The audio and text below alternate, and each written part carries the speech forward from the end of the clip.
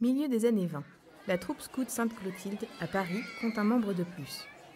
Pierre Joubert, presque à contre-cœur, s'est laissé prendre au jeu du scoutisme. Âgé de 14 ans, il vient de rentrer à l'école des arts appliqués et s'amuse, lors de ses activités scouts, à dessiner ses amis, les mettre en scène, tantôt avec humour, tantôt avec sérieux.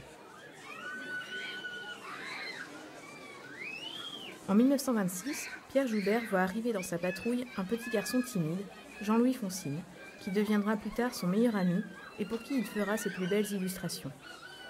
Pierre Joubert ne reste pas longtemps dans l'anonymat. Un an plus tard, il est remarqué par Paul Cause, qui lui offre d'être l'illustrateur du journal Scout de France. Il a travaillé pour Scout pendant 30 ans, je crois. Toutes les couvertures ont été faites par lui, les dessins intérieurs pour la plupart étaient faits, des dessins techniques et des dessins...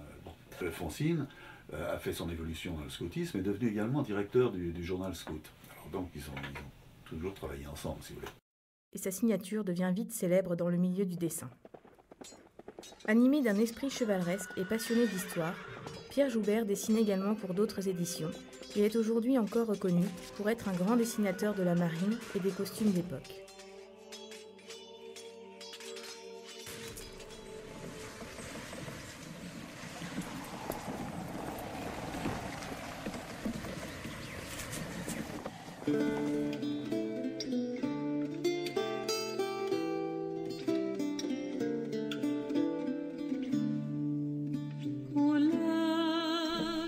Un dessin qu'il a déchiré.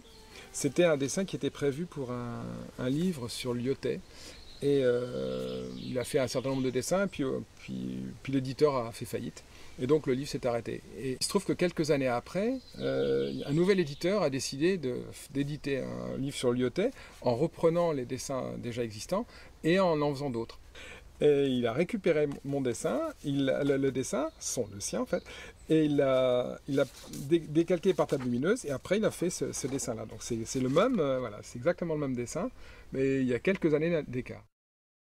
Il dessine aussi pour la BD et réalise de magnifiques couvertures pour Bob Moran.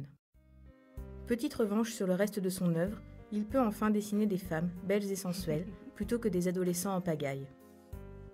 Pourtant, c'est vers ces adolescents que Pierre Joubert tournera son œuvre en mettant ses crayons au service d'une nouvelle collection de romans jeunesse, Le Signe de Piste. C'est au cours d'une réunion avec Pierre Joubert et puis le directeur de l'époque, autour d'une table, on crée la collection, mais comment on va l'appeler? Et puis pendant ce temps-là, Joubert est en train de dessiner. Et la directrice d'Alsacia se penche et dit: qu'est-ce que vous faites, monsieur Joubert? Et il dit: oh, c'est rien, je fais un signe de piste. Et elle dit: mais signe de piste, c'est très bon tout ça. Le Signe de Piste est l'une des premières collections de livres à être faite uniquement pour les adolescents et éventuellement pour leurs petits frères. Serge Dalens a écrit le bracelet de vermeil quand il était jeune militaire, et il a rencontré à ce moment-là un illustrateur qui est Pierre Joubert. Et ils ont discuté ensemble et ils ont créé en fait le personnage du prince Éric.